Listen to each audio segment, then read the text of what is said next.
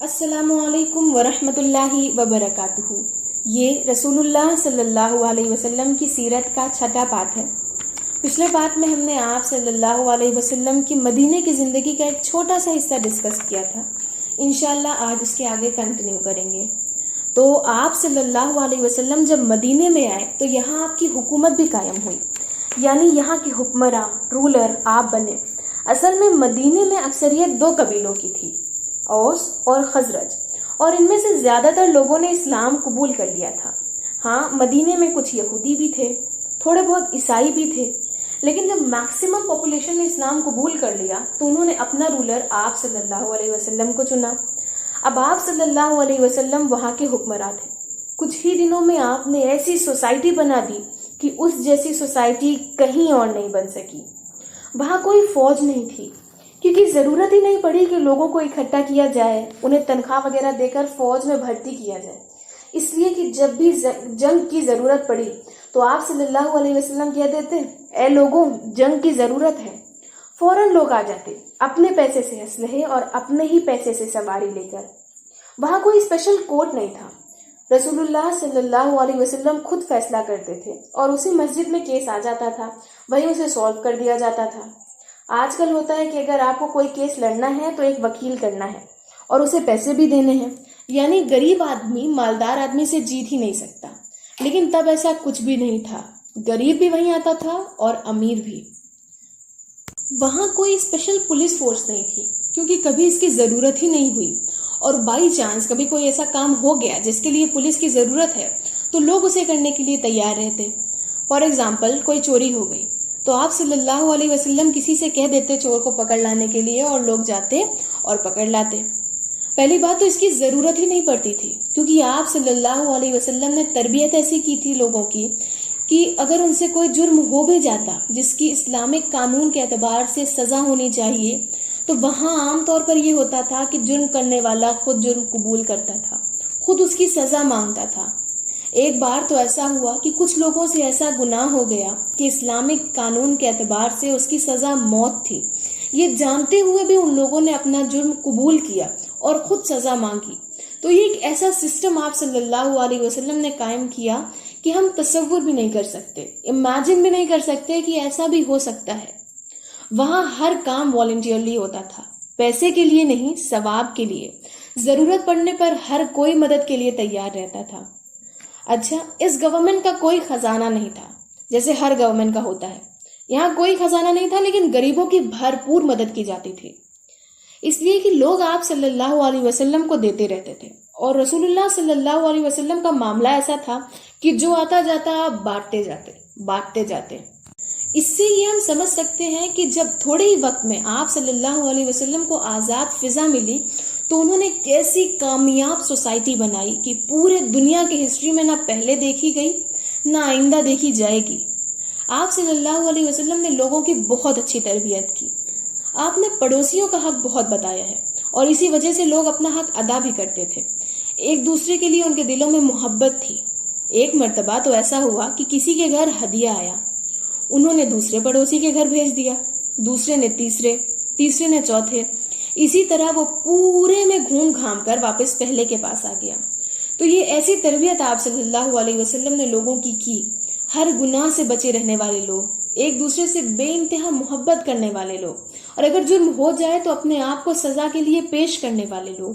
ایسی حکومت آپ صلی اللہ علیہ وسلم نے بنائی، ایسی تربیت آپ نے کی، یہ آپ صلی اللہ علیہ وسلم کی محنت تھی، یہ مسجد نبوی کا کردار تھا۔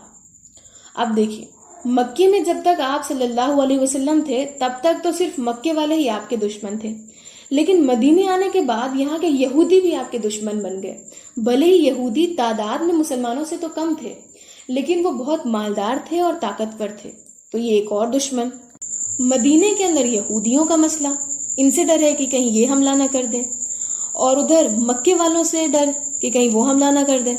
مکے والوں کو غصہ یہ تھا کہ مسلمان وہاں سکون سے کیوں ہیں، ان کی وہاں حکومت بھی قائم ہو گئی اور ان کی تعداد بھی اور طاقت بھی بڑھتی جا رہی ہے، یہ سب انہیں پریشان کر رہا تھا۔ ایک اور پرابلم تھی مکے والوں کے ساتھ، جیسے ہم نے پچھلی ویڈیو میں بتایا کہ مکے والوں کا جو بزنس تھا وہ یمن اور شام سے ہوتا تھا، یہیں وہ لوگ تجارت کے لیے جایا کرتے تھے، اور شام یعنی سیریا کی طرف جو لوگ جاتے وہ مدینے سے ہو کر گزرتے تھے، کیونکہ وہ جو راستہ تھا، روٹ تھا وہاں پہنچنے کا، وہ مدینے سے ہو کر گزرتا تھا۔ ان کو ڈر رہتا تھا کہ ہم اتنا قیمتی سامان کہہ لے تو لاکھوں کا سامان لے کر یہاں سے گزرتے ہیں، کہیں مدینے والوں نے حملہ کر دیا تو۔ کیونکہ دوسری طرف ان لوگوں کا بدتمیزی کا سلوک جاری تھا۔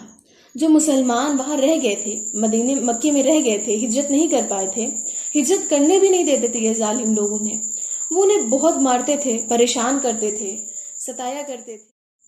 اب آپ صلی اللہ علیہ وسلم نے چاہا کہ انہیں احساس دلایا جائے کہ اگر تم نے بدتمیزی وہاں جاری رکھی تو ادھر سے جو تم شام جاتے ہو یہاں سے تم سکون سے گزر نہیں سکو گے۔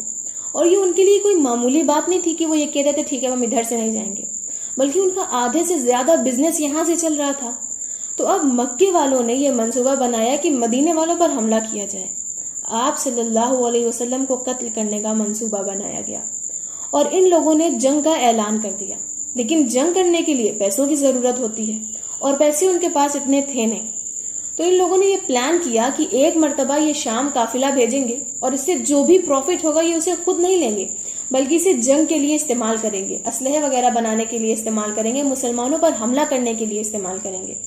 رسول اللہ صلی اللہ علیہ وسلم کو خبر ہو گئی کہ مکے والوں نے شام میں ایک قافلہ بھیجا ہے، اور وہ اس لیے بھیجا گیا ہے تاکہ اسے جو بھی پروفٹ ہو اس کا استعمال مدینے والوں پر حملہ کرنے کے لیے استعمال کیا جائے گا۔